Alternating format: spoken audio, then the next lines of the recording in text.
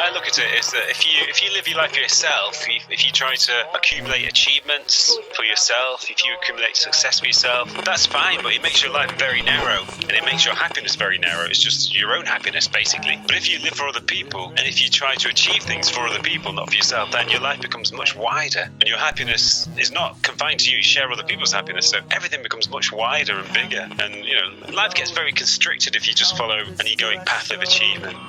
You're listening to Find the Good News, episode 122, The Shifters, a Beacon Series conversation featuring Steve Taylor, author of Extraordinary Awakenings, When Trauma Leads to Transformation, published by New World Library. Find the Good News is produced by Parker Brand Creative Services, a branding agency that thinks sideways, pushes forward, and gets your brand up.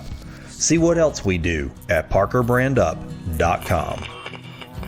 Just like a blind man that has discovered a jewel in a heap of rubbish, likewise, by some coincidence, an awakening mind has been born within me. With this simple, powerful turn of phrase, the Indian mystic Shantideva laid claim on my heart and framed my personal awakening experience over 25 years ago.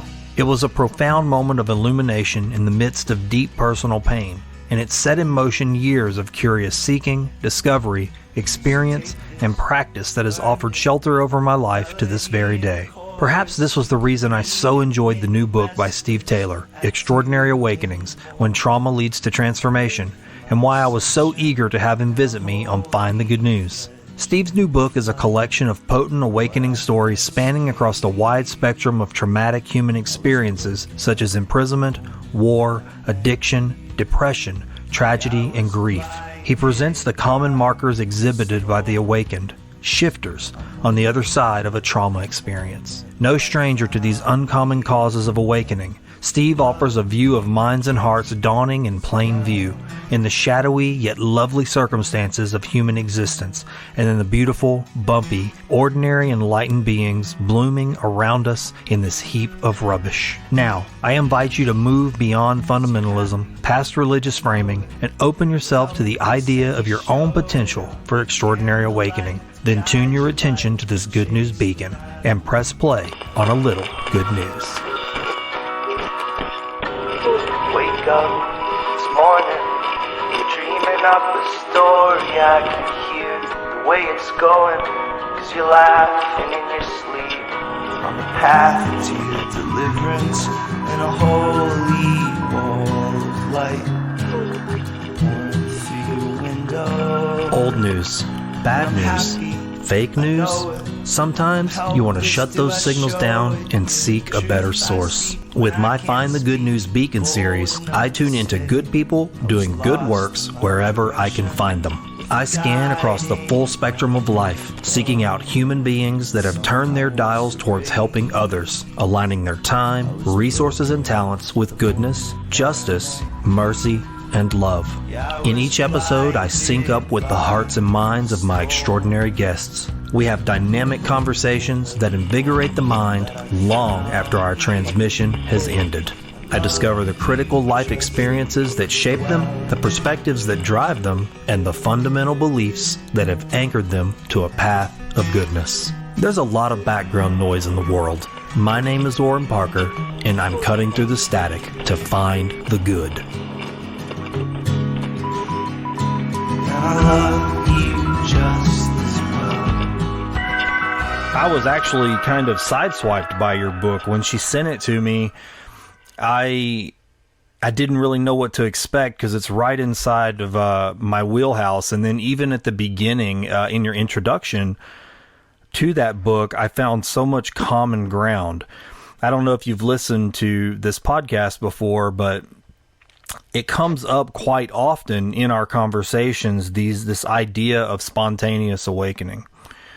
And your book, well, I'm going to back up. I mean, I have to share this with you. You know, I had a personal experience like that, very akin to what you described for yourself as a young man. You know, I mean, when I was 21 years old, I had a type of experience like this that you talk about in your book, Extraordinary Awakenings. And really, for the past 2.5 decades, I've kind of, as you did, trying to understand it.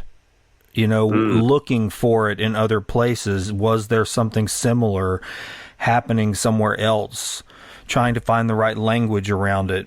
It was really fascinating. And so as I'm listening to your book, it was a string of aha moments, because I'm going, yes, this is exactly what you almost feel in your gut, that there are this series of circumstances, almost like a recipe, a fertile ground for this to happen to people in ordinary places in ordinary ways or extreme ways. But you talked about things that I had terms I'd never heard before, like TTT and post-traumatic growth. We hear about PTSD all the time, but I don't hear anything about PTG. No? Mm-hmm. So what brought on your experience? Was it spontaneous, or was it due to a period of suffering? Honestly, it was almost... I could say this word for word to what you described when you talked about that time period between 16 and 22, where I was struggling with who I was. I was leaving high school, so that identity of being a student and a son was dissolving. I was entering adulthood, and I didn't know where to look. To be honest, I just was having an identity crisis, and it was like a type I didn't know at that time, because I didn't have any kind of framework for it. I didn't have any language. I didn't really have the kind of support network that was even aware that these things were bubbling inside of me, and I wasn't sharing it with anyone. I was just felt out of place, like I didn't belong. And I wasn't sure who I was. That led to what I've looked back upon and called a type of depression. I was sinking into a type of depression. And I always, you can talk about spiritual things from a mystical perspective. And I guess that's what I like about the territory you're in so much, is because it's that bridge. It's the psychological perspective that I'm just now at this age really starting to get my arms around.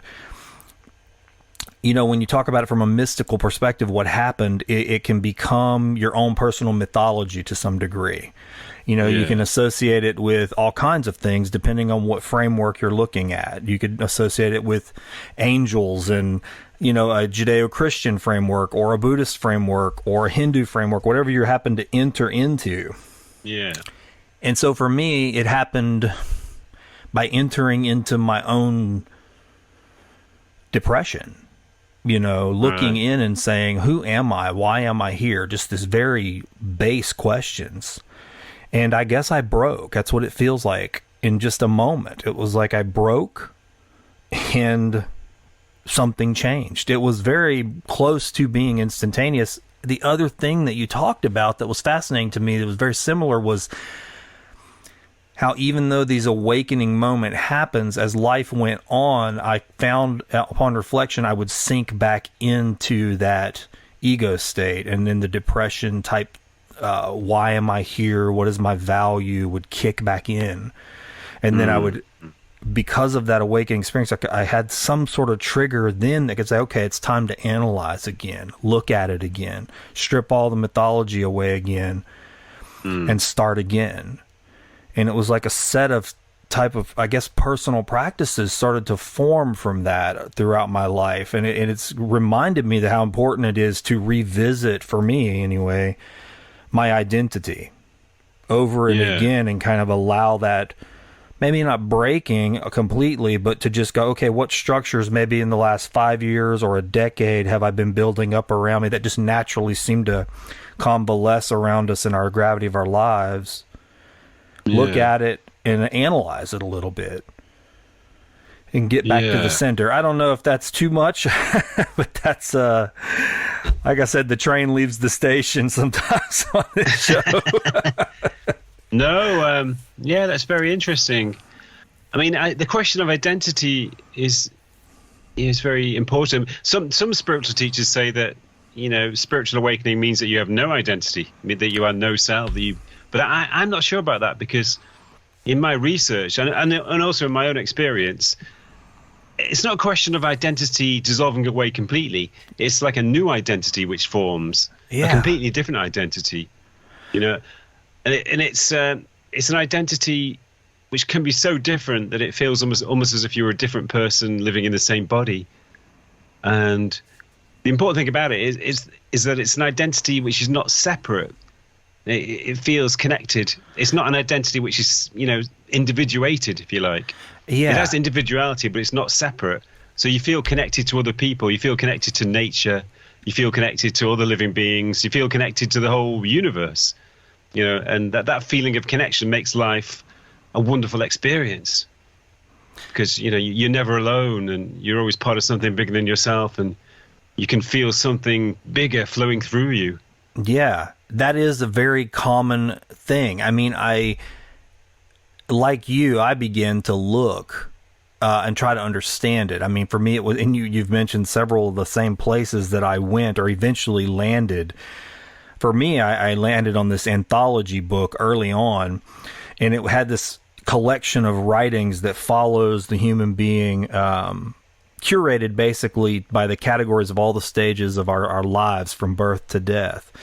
And when I would read something in that book that seemed to almost be like an imprint or an overlay that lined with like, oh, okay, this is a very similar experience that I'm reading, I would key in on that person and kind of go down a rabbit hole of their works.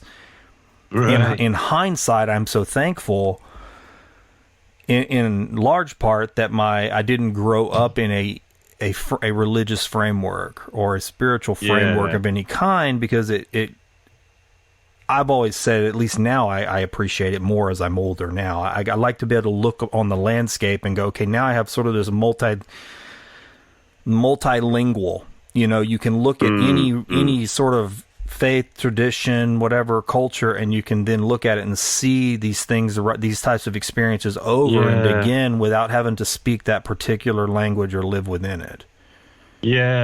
My experience was very similar, because I was very confused until I found a couple of books which helped me to make sense of myself. One was an anthology of mystical experiences. It was called Mysticism, a Study and an Anthology. And it was great. So I suddenly realized that I had been having these kind of experiences, and these experiences didn't mean there was something wrong with me. It didn't mean that I was crazy because I was having these experiences. And then that led me on to other books about spirituality, and suddenly I had this new framework to make sense of myself. I was a spiritual person. I was undergoing this journey of spiritual exploration, spiritual awakening. But so that was really, really helpful. It really did enable me to stop thinking that I was crazy and that there was something wrong with me.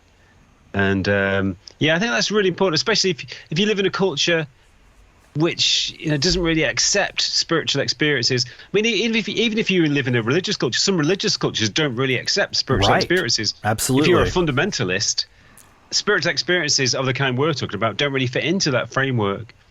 That was one of the things I found in my research, that some of the people did have a kind of Christian background, or that was the only way they could think of making sense of their experience. So they thought, wow, yeah, maybe I've had a born again experience. Maybe I should become a Christian now. Yeah. And they tried to, fit themselves into that framework. They started to go to church, and they thought of themselves as Christian. And in a way, it was kind of helpful in the beginning, because it did give them a framework to make sense of what happened. But after a while, it slowly began to fall to pieces, because they realized that they couldn't really fit their own experiences completely into this framework. They realized that they had to adopt beliefs, and they didn't feel comfortable believing in the resurrection or Judgment Day or whatever. So they couldn't really, it didn't work out in the end if they tried to interpret their experiences in a religious framework. I can actually tell you, not even that long ago, I went through a very similar time in my life. I mean, there was a time after my father died where I was diving back in, and you talk about that in the book, which that's one of the things I loved about your book, is that it's not this sort of commercialized spirituality to some degree, this packaged retreats. I mean, what you're getting into is the territory of bereavement, suicide attempts, depression, addiction, warfare. I mean, all of those subjects, you can see that turmoil in many people is the ground for their awakening. And I kind of went through that again when I lost my father. You know, I thought I was prepared through, you know, the decades of my life, but then it came, and I thought, okay, at that time I was entering a framework where the language of Catholicism was appealing to me at that time. And so I dove into it. And because it was framing out what I was going through on some scale through my reading, I entered the church, and you almost said word for word what happened to me. I very quickly realized that it was something to believe and not something to do. And, you know, I kept leaning towards the writings of the mystics, the St. Francis of Assisi, the, you know, Teresa of Avila. And you mentioned one in your book that I very rarely hear anybody talk about, at least in my circles, which was Saint Isaac of Syria, you know, a desert father type. And I was like, wow, these beings are having these deep, these intense experiences, and they're speaking this language that's higher than the religion itself to a large degree. It's breaking free of it, but it's very difficult to be that type of person and live that way within the frameworks of your common, you know, Sunday religion crowd. I just found it very difficult. I really did. And I eventually just accepted the time, learned from it, and kind of moved away from it within a period of 2 or 3 years. Yeah, I think when you have these experiences, you're really moving beyond religion. You are moving into the territory of mysticism, which every religion has a mystical aspect to it. But everyone who explores that territory moves beyond any particular tradition. They move into the same common ground. It's like a landscape of intense mystical experience, which goes beyond any concepts or any beliefs or any traditions. But I mean, that's one of the great things about it. You know, it actually exists outside any traditions as well. I mean, that was one of the things I found in doing the research to my book, was very few people actually had any kind of religious background. Most of the people were from the UK, and the UK is a pretty secular country. Not so many people are religious here. So, you know, it's quite common for people to have awakening experiences without having any religious background at all. And then, as you said, in some ways, it's great because it frees them from the obligation to interpret it in any particular framework. It can cause difficulties too, because these transformations can be quite confusing. If you don't have a background in spirituality, it is easy to think that you've gone crazy. Yes. Especially if you talk to the people around you and they say, hey, have you been taking drugs? Or I absolutely recall this. I had that experience early in my 20s. I would only share the experience because it was so detailed, you know, and I was so I was excited about it. It felt like I wanted to run around and shout from the rooftops, you know, and like tell everyone about this world that we weren't seeing, you know, that existed within the corners and cracks of the ordinary world. And I wanted to do that, but I found very quickly that it was not easy to share. I didn't have a language for it, and I did sound crazy to somebody who was just living their ordinary life.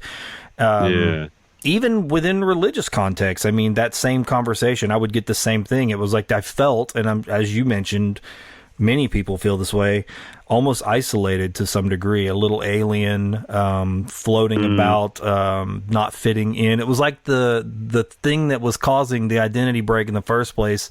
The new identity almost had some of the same markers. Right. Yeah. I mean, I interviewed a guy who's, at the time I spoke to him, he was 93 years old, and he'd undergone an awakening when he was 29, so it was almost like 64 years before then. And at the time in England, there was very little knowledge about spirituality. So his only way of making sense of it was just try to approach priests or vicars, and he'd tell them, this is what's happened to me. I've had this experience where I feel like I'm part of everything. I've lost my sense of being an individual. I feel like I'm connected, and I feel, like I'm part of everything and everyone. And they just think he was blasphemous or insane. So eventually, after a while, he began to think that he was insane. He thought he'd gone crazy. So even though he felt exhilarated and he felt this marvelous sense of aliveness and connection, but it was overlaid with a strong layer of confusion. And that only alleviated when, about 6 years after his transformation, he met a Buddhist by chance in London. And he started to explain how he saw the world to this Buddhist. And the Buddhist said, "Oh, this is just what the Buddha went through. You sound like you're enlightened. This is enlightenment." So after that, he felt great because he could understand what had happened to him. And he became a teacher, became a spiritual teacher in the Buddhist tradition. But, fortunately nowadays, there is more information about spiritual awakening, especially through the internet. So I don't think it wouldn't take somebody 6 years now to make sense of what's happened to them. No, I think you're right. I think about that all the time. In fact, on my other podcast, which is really just a series of personal reflections, I was just talking about this. I reflected on that time period, and back then, it was only books, right? I mean, if you have an experience and you're not within a framework and nobody around you is there to really walk you through it, you're just sort of left to find your way. And back then it was books, for me. It was like go to the bookstore and Sorry, I had to let my cat out of the room. Oh, I understand that. We have a couple of cats too. I get it. But yeah, it was like you go to the bookstore and you just research or the library and try to find something that sounds like what you're going through, and then just go down that path for a little while. And that was the same thing. Buddhism really ultimately, I often say this to folks that I'm not a Buddhist on paper. There's no Sangha. I don't go to anything. But if I really look back at the last couple of decades, I would say that my leanings go that way, because it did, the language of it made more sense in a practical way, but still spiritual. That was something that I was trying to understand. Is there a juxtaposition between practicality and usefulness in an ordinary way with this sort of experience that I can't really put in a container? Can I take it and apply it out in the world in just some sort of a useful manner? Yeah, I feel the same. I've always been interested in Buddhism, but I probably feel most attracted to Hindu philosophical, spiritual approaches like Vedanta or yoga. That probably fits my perspective most clearly. But but I don't feel affiliated to any particular tradition. I feel like I'm sort of, overlooking lots of different traditions, and I appreciate them all, and I can take something from them all.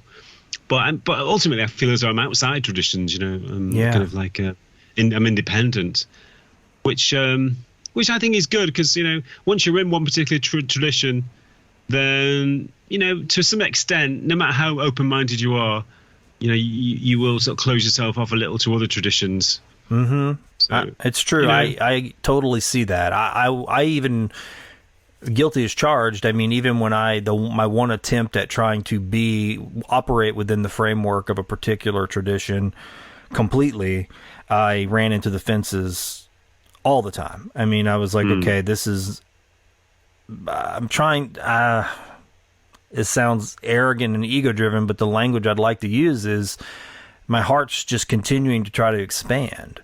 And when it does expand into these sort of barbed edges, it wants to crawl under the fence. It wants to go out there into the wild spaces and to the edges and the frilly places, out into the bleed, so to speak. It doesn't just want to stay in this one container. And it's difficult to do that, to stay in one container.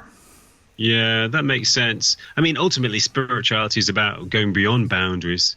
It's about transcending separation. So why would you want to put yourself in a position where you close yourself off to other traditions, or why would you want to contain yourself within one particular tradition? Yeah. One thing that go ahead. Sorry, don't let me interrupt you. There was an Indian mystic called Ramakrishna. I don't know if you heard of him. Yes. But he was obviously he'd been brought up as a Hindu, but he used to read the Bible. He read the Quran. He read the Kabbalah, Jewish mystical texts. And other Hindus would say, why are you reading these other sacred books? Shouldn't you just read the Hindu sacred books? And he said, well, they're all just different paths up to the same mountain peak. They're just following different routes up to the same peak. Yeah. And that makes sense to me. Yeah, absolutely. Slightly different approaches, but they share lots of commonalities, and they're ultimately heading in the same direction.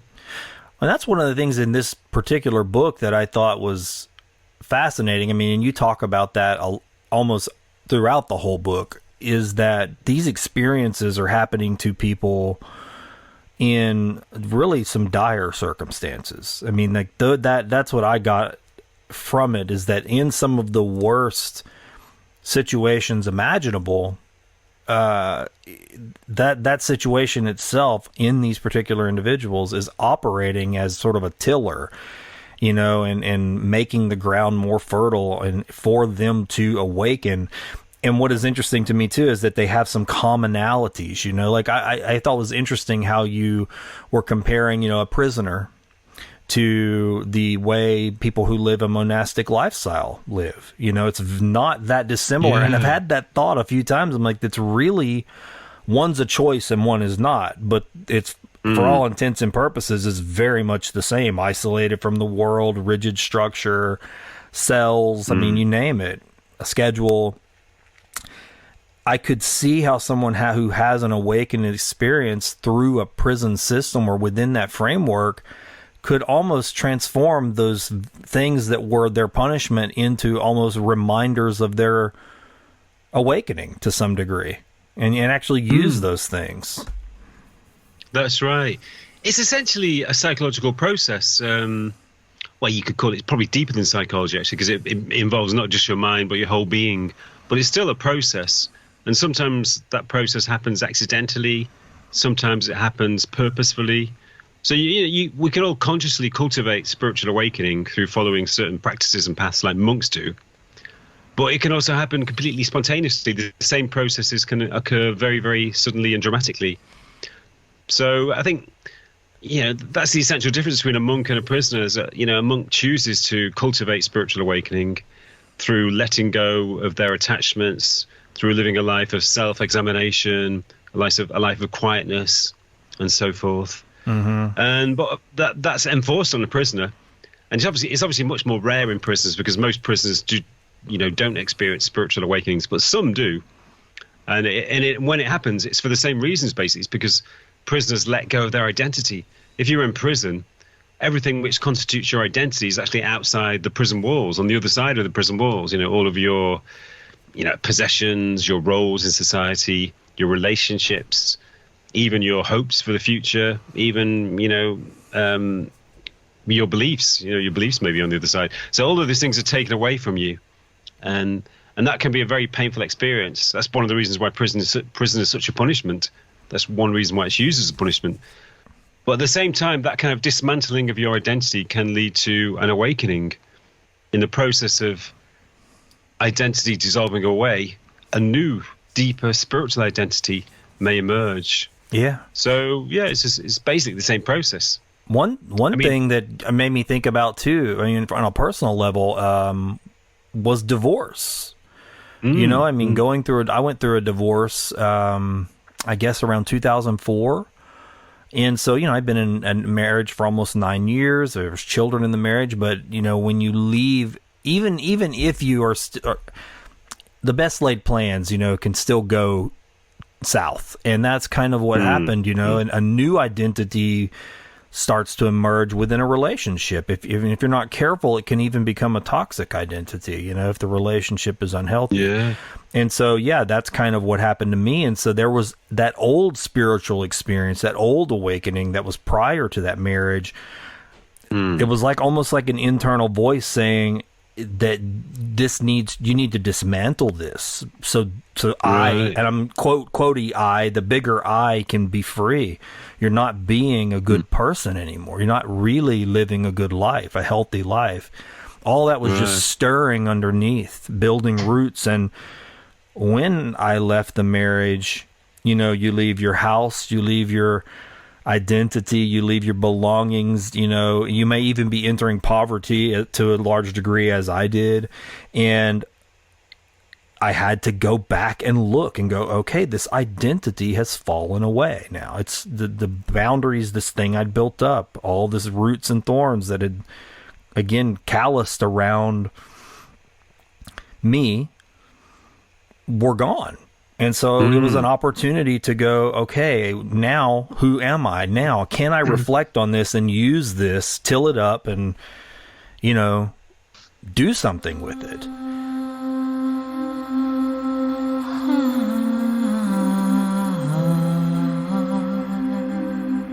Longtime Find the Good News listeners know that we often meander into topics on spirit, mysticism, religion, and wisdom traditions. If you are interested in these topics, I encourage you to seek out my new podcast, The Dawn Deacon with Brother Oran. On the Dawn Deacon podcast, I consider my small place in the whole of creation, asking the old questions that have perplexed human beings for ages. Why are we here? Is there a reason for our existence? How do we balm our sufferings, enlighten our minds, and awaken our hearts? Are there powers, energies, and realities just beyond our ability to comprehend them? On the Dawn Deacon podcast, I share the teachings, practices, and perspectives I have gathered as I've made my varied, sacred, ordinary way. I hope you'll join me at the Dawn Deacon podcast so that we can traverse this landscape together. Just search The Dawn Deacon with Brother Oran in your favorite podcast app or search engine, then subscribe. I went through a similar process, actually, because I became aware of my spiritual self when I was probably in my early 20s. As I described earlier, I began to make sense of myself through reading books, and I started to attend spiritual groups and learn to meditate and so forth. But then I got involved in a kind of toxic relationship, which lasted for 4 years. And it kind of detached me from my spiritual self. I sort of lost my identity, and I began to feel quite confused and quite depressed. But when the relationship ended, I had to sort of reconstruct myself. Yes. It wasn't just, I was living in a different country. I was living in Germany. I was a musician, and I decided to end all of those parts of my life. I moved back to the UK. I gave up music. I felt as though, I was totally beginning my life again with a new identity. And in the process of, in that process, I reconnected with my authentic spiritual self, and I kind of rebuilt my identity based on that foundation. And after that, life became much smoother and easier, and I began to live from a much more, authentic place. That's interesting. I didn't think about this as I was reading your book, but listening to you say that, even what you just said about being a musician, I can relate that to this very podcast, actually.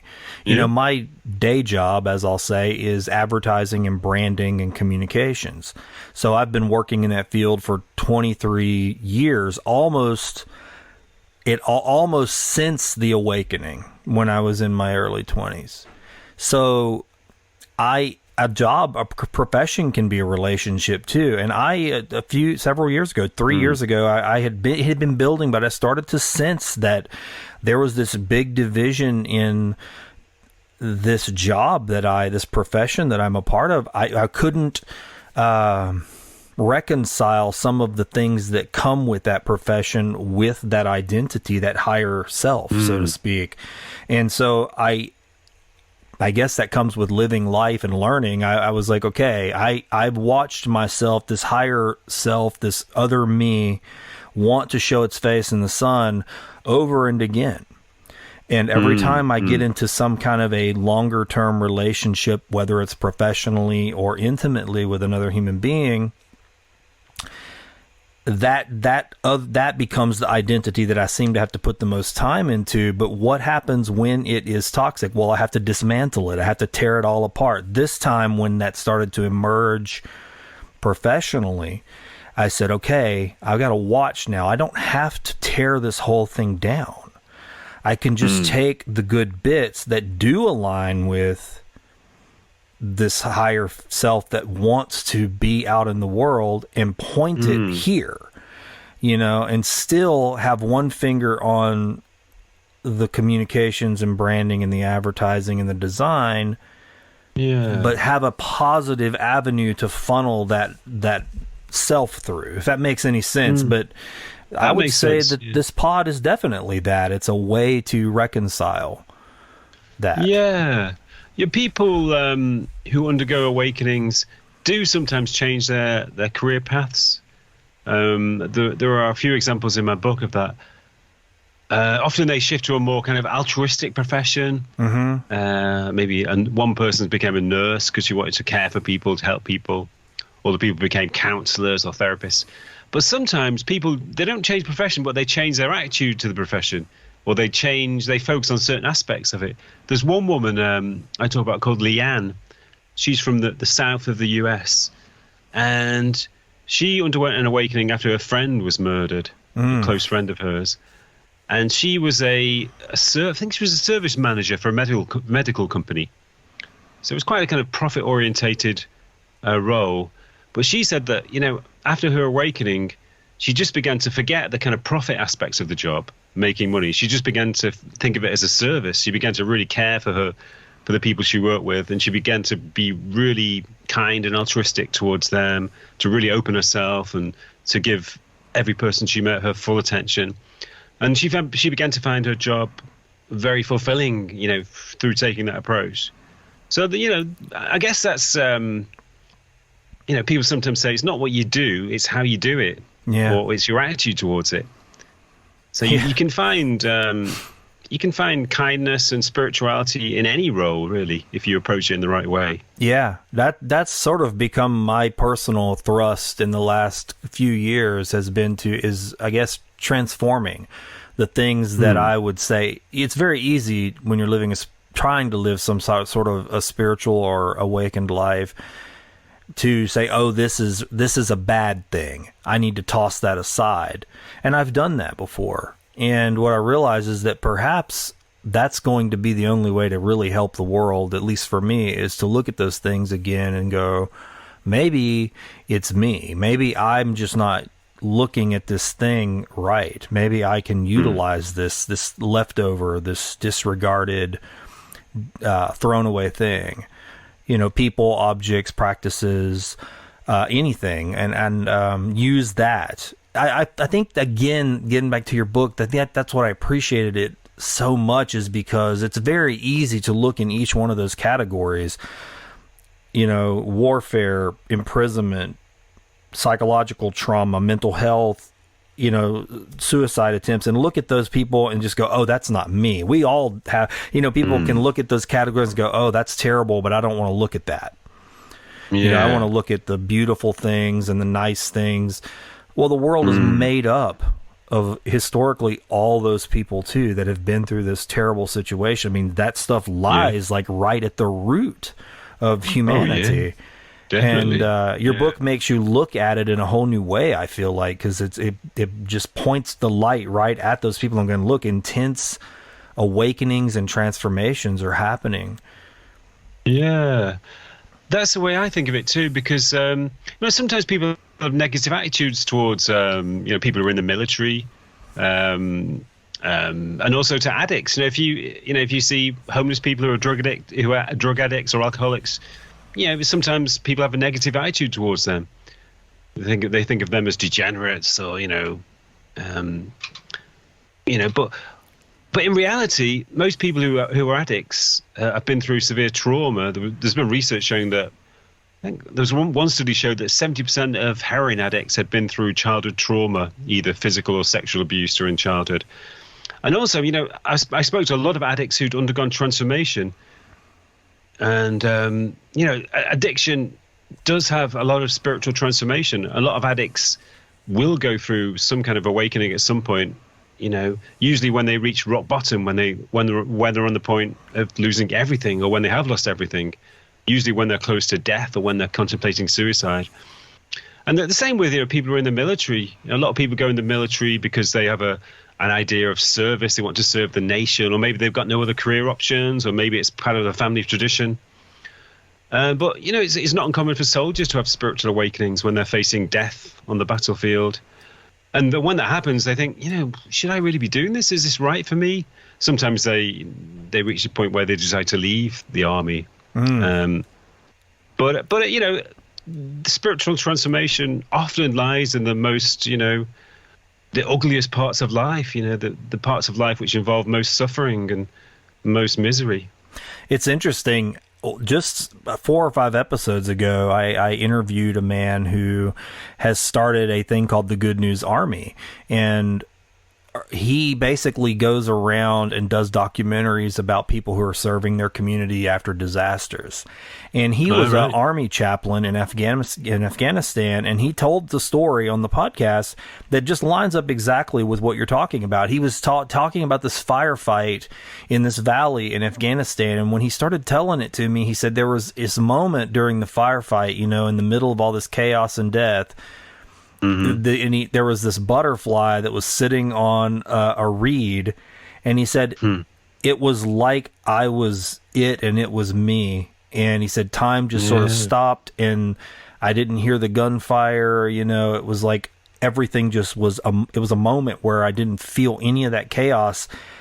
And then after the battle, he said, I looked out on the field in the valley where we were, and it was just serenity. He said, I felt like everything was just lifted out of me, like something had woke up inside of me.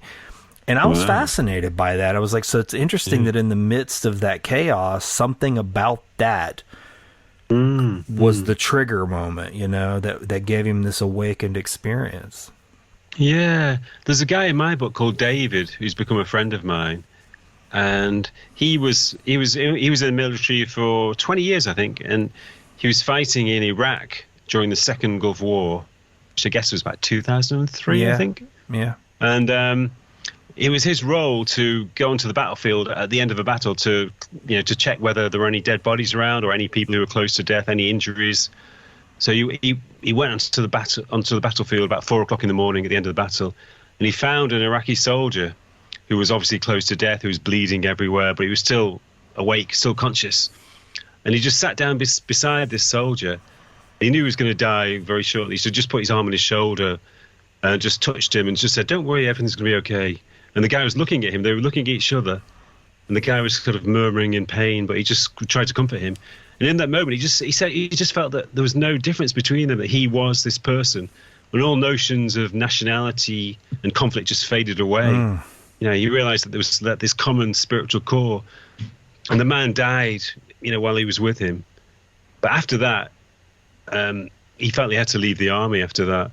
And the next day, funnily enough, he got a back problem. He got a hernia, slip disc, we call them in the UK. And he had to be airlifted out of Iraq to get treatment. It was as if his body responded, Yeah, it was in done some with that. miraculous way. But that Very moment, of witnessing the man's death and feeling one with him, it just changed everything, and he retrained as a counselor, and now he works as a psychotherapist. That's incredible. A huge shift. And you used that word in the book, shifters. I loved it. I remember just smiling when I'd read that word, just shifters. I was like, that's a good name for what it is. A very easy term to adopt. Yeah. Yeah, well, it is a shift. I mean, sometimes it's a gradual shift that takes place over months or years. I think David, who I just mentioned, he'd probably been going through a gradual shift for many years before he underwent that experience. He told me he had lots of spiritual experiences on the battlefield, just staring up at the sky and seeing the stars, especially in the desert when it's completely dark. And you see thousands and thousands of stars really brightly. But for some people, it's a very sudden moment, almost without any warning. It's a very sudden shift. That sometimes happens to alcoholics or addicts, drug addicts. They reach a point where they, as I said before, they're almost at rock bottom. They've lost everything. They feel that they're, destined to die soon because there's no hope for them. And then suddenly something shifts inside them. And one of the strangest phenomenon I talk about in the book, is what I call addiction release. Addiction release, that's when addicts suddenly let go of their addictions in a very strange, mysterious way. Well, one woman I interviewed, she'd been an alcoholic for 29 years. She'd been drinking heavily for 29 years. Well, her addiction, this was following a suicide attempt, her addiction just suddenly, spontaneously disappeared. She became free without any kind of, there's no religion involved. It was just a psychological shift. Yeah, that happened to someone close to us as well. It was the same thing, and there was a spiritual shift as well. I mean, it was the same thing. It was an alcoholic life, style that had essentially consumed and was breaking all these relationships. And then there was, through I guess through the lens of their particular religion and the way they recounted the story with us, it was a result of that religion. But when you strip all the religious markers off of it, it was exactly as you describe in your book in these experiences. It was very sudden, and they were freed from the addiction. It was just gone. It was like that ended it. It wasn't this long process of working through it. All the other attempts had just failed. Yeah. And then it was just over, never drank again. Yeah, I mean, sometimes these people, they often join AA or NA and go along to meetings. And they sometimes say to me they feel a bit guilty because for most people it is a struggle to get by from day to day, one day at a time. But for them it's not a struggle at all. It's really, really easy because the addiction has just disappeared. So they sometimes feel a bit guilty that other people are struggling. Well, one woman told me that she went along to an AA meeting. She had been a drug addict for a long time, and she'd suddenly let go of her addiction. And she was supposed to, you're supposed to stand up and say, "My name is so-and-so, I am an addict." But she didn't want to do that because she didn't feel like she was an addict anymore. So she just stood up and said, "My name's Nikki, and I'm free." Wow. Because she was free of her addiction. Yeah, that's interesting. And I know people who are in the throes of addiction probably wish for that there was some reprieve like that, And so often when we're all of us, when we're in despair, cry out outside of ourselves at some point. And I think that's part of it too. As you've said, that everything that we've tried, everything that we as an I, as a me, using all that identity have done, we've tried to muscle through it and it just isn't working. And so there's this almost giving up, that rock bottom feeling. And then something occurs, it's like, you're free all of a sudden from yourself to some degree. Yeah, it's a new identity. Yeah, that's the only way you can explain it, really, because the identity which carried the addiction or which carried the trauma has died away, and a new self has come into being which doesn't carry any addictions. It's completely freshly born. Are you familiar with Buckminster Fuller? I know him. I know he's like a futurist, wasn't he? Yes, he was a futurist. He was interested in evolution. Do you know his story about what happened to him? What I don't started think this? so. When I was reading your book, I kept thinking about him. He has fascinated me since early on. And so I went online, says I wanted to recount this to you properly. I think you'd be fascinated by it. But I watched a documentary about him not long after my initial experience. And I remember thinking, wow, there's some markers here. But he was an inventor and an architect and other things. But in 1927, he considered himself a failure. Everything that he is trying to do for his family just wasn't working. Nothing. He was in financial ruin, and he was really in the throes of depression. And so he went out to Lake Michigan to commit suicide by drowning. He was going to drown himself. And as he told the story over and over again in his life, as he lived on. But this is what he recounted every time he told the story. He said, in that moment when he had decided to commit suicide by drowning at the lake, he said he felt as though he was suspended above the ground in a warm, glowing type of sphere. And he heard internally, "You do not have the right to eliminate yourself. You do not belong to you. You belong to the universe. Your significance will remain forever obscure, but you may assume that you are fulfilling your role if you apply yourself to converting your experiences to the highest advantage of others." And so he says that after that day, he chose to no longer live his life as himself. He chose to almost live as if he had died that day, and he was completely free to serve the earth and the universe and humanity because he no longer had to live within the failures of the identity. Wow. And so he went on to invent and create and think, and we live with a lot of his inventions still today. It's very fascinating to me how it was so sudden. It just changed. Yeah, that's remarkable. Yeah, it's an amazing story. Yeah, it's very similar to some of the stories in my book. Yeah. Wow, how amazing. Yeah. It's easy, go to Disney World and you see the geodesic dome and all these things that are, go right back to his inventions, but to know that story as the root of all of those things is really fascinating. Yeah, it's really interesting. And there's something very spiritual about that attitude, that you're not living for yourself. You're allowing something to live through you. Yeah, and that's, I think, that's the source of real creativity too. When it's not really conscious, you just allow something to come through you. You kind of step out of the way. Your ego should step out of the way. If your ego gets in the way, then it stops coming through.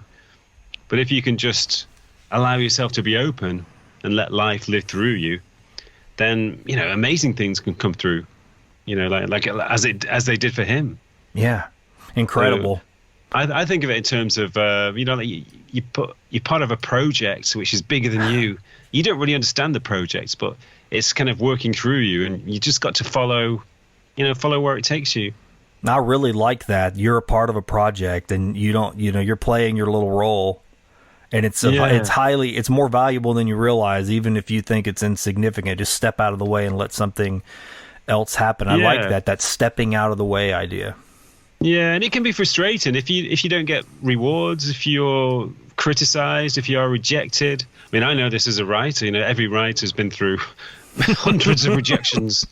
Rejection is just part of the life of a writer, especially early on.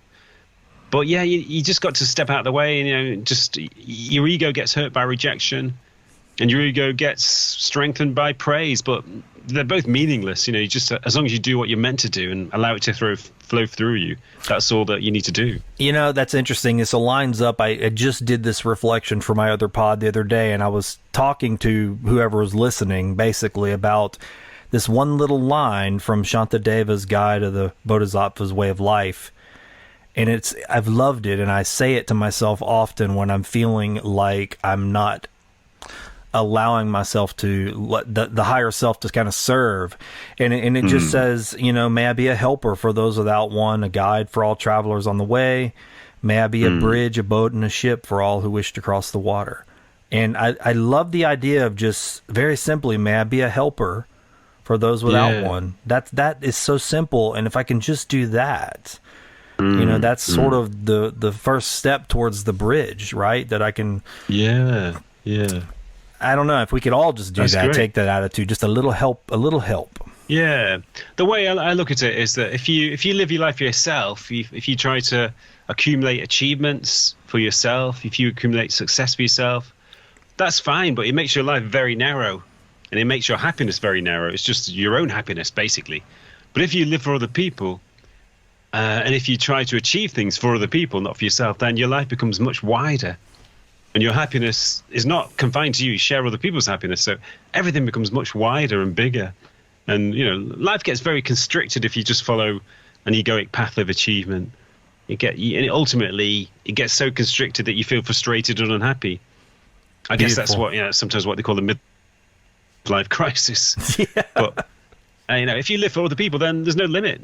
There's no limit to your happiness or to your achievements. You'll achieve a lot more as well if you achieve things for other people rather than for yourself. I guess that goes back to that story about Buckminster Fuller. He wasn't inventing for himself. He was inventing things for the good of other people, I guess. Yeah, that's right. That's a beautiful takeaway. To me, that's a takeaway, a great place to land on. If you can land on anything, that's what can come from just allowing the other self to sort of emerge, for others. Yeah. Beautiful. Yeah, the deeper self, the kind of spiritual self that we've been talking about, it has no boundaries. It's not really confined to you. It's part of you, but it's not really yours. It's something much bigger than you. It's something that you share with other people. It just happens to express itself through your form. I played a trick on myself a few years ago. I'm always looking for ways that I can maybe artificially induce or artificially unlock the door for that self, which I suppose that's what practice is. Any spiritual practice is how can I induce that? And for me, it was adopting the moniker brother in front of my name. Brother Oran Parker. I said, if I adopt this moniker, then I'm actually making way for the other self to show up in the world just by saying it. When I go out into this world, if I do this, if that's how I introduce myself, if that's what I say, then maybe that's who will show up. And maybe that's whose Right. eyes I will look at the world through. Maybe I will look at the world as siblings, as brothers and sisters. Will I do that if I take on the title? And so it has worked in a large degree. I remind myself that way each day. It's like, oh, this is who you are, so you want to be. Or this is who exists inside when you're not trapping it with your ego. Let the brother come out. Yeah, that makes sense. Yeah. Yeah, so you start to see all human beings as your siblings, your brothers and sisters. That's right. Yeah. And I'm happy, I know it. I'm helpless. Hey there, Good News listener. I hope you've enjoyed this episode as much as I've enjoyed producing it. Now, it's time for the Fishing for Goodies segment, where I turn my interviewer role over to the Good News Fish Bowl. Longtime listeners know that the Fish Bowl contains over 400 unique questions, many seeded by you, the listeners. Did you know that you could submit unique questions to the Fish Bowl? That's right.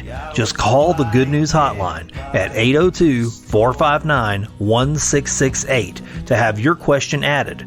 You can also visit findthegood.news and send me an email. Now, let's take that dive into the fishbowl.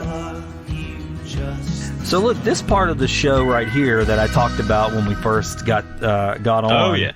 This is where I reach into this fishbowl here. There's 400 questions in here, but I've drawn 3 out randomly. Okay.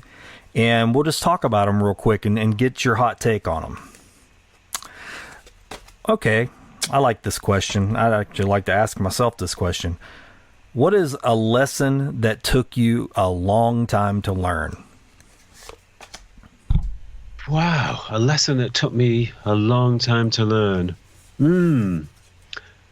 That I don't need to try so hard.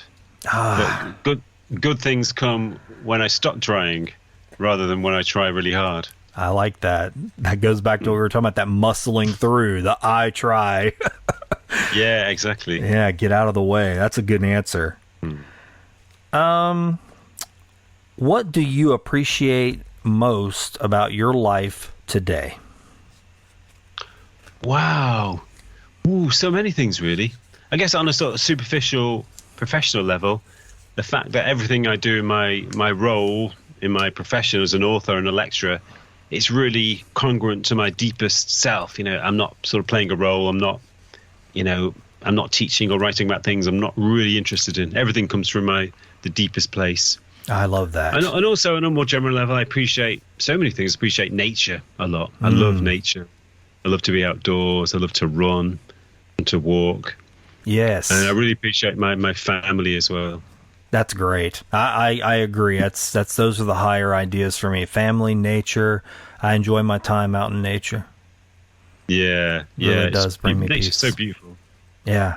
We're going to need to connect. I'll have to share some things, our pages with each other. I'm sure we both are sharing similar content that we'll appreciate. I'm eager to do that. This is a good question, actually. In your opinion, who do you consider a visionary? Who do I consider a visionary? Well, I'm a big fan of Eckhart Tolle. Yeah. I know he's a very well-known spiritual author, but I like the way he, he's popularized spirituality so much, and he's not affiliated to any particular tradition. He's sort of popularized a kind of non-traditional spirituality, which is a kind of secular spirituality, you could say, that moves beyond any particular tradition. And I admire the way he conducts himself. He doesn't, he's not a guru. He doesn't sort of consciously attract followers. He doesn't have a community where his followers worship him, and like some gurus do. Right. So I think he's a person with a great deal of integrity who's carried himself very well despite his fame and his I agree actually with that, with everything you said, and especially about that, the guru identity. I mean, I won't say that I think that's a toxic thing, but I do tend to shy away when I see that. I don't know what the apprehension is for me, but I always appreciate the person that takes the more humble position, I find. Yeah, it can work well, but it can also easily become a toxic relationship between the guru and his disciples. Yeah. It often does, unfortunately. Yeah, for sure. We've seen that. I mean, we in our country, we see that play out in the media quite a bit, with personalities. They very easily swayed towards celebrity, and even in the political realm and the spiritual realm. And worse, when those two things are fused together. Yeah, that's true. We're seeing that in our nation on full display, I think. It's very almost culty.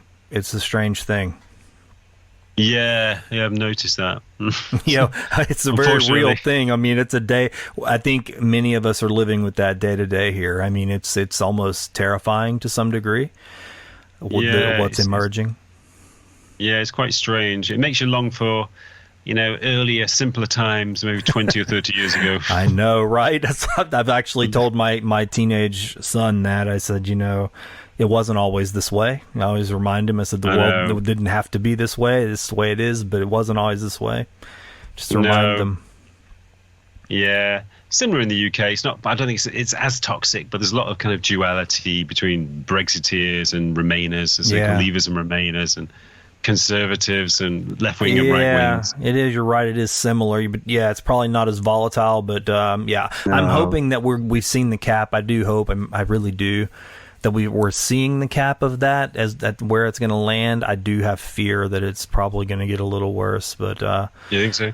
I do. I always keep saying the line keeps moving of what people are willing to accept and tolerate, and especially when it gets into the violence. The rhetoric is one thing, but it's the physical violence that's really disturbing.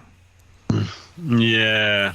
Unfortunately, rhetoric can easily inflame physical violence, can't it?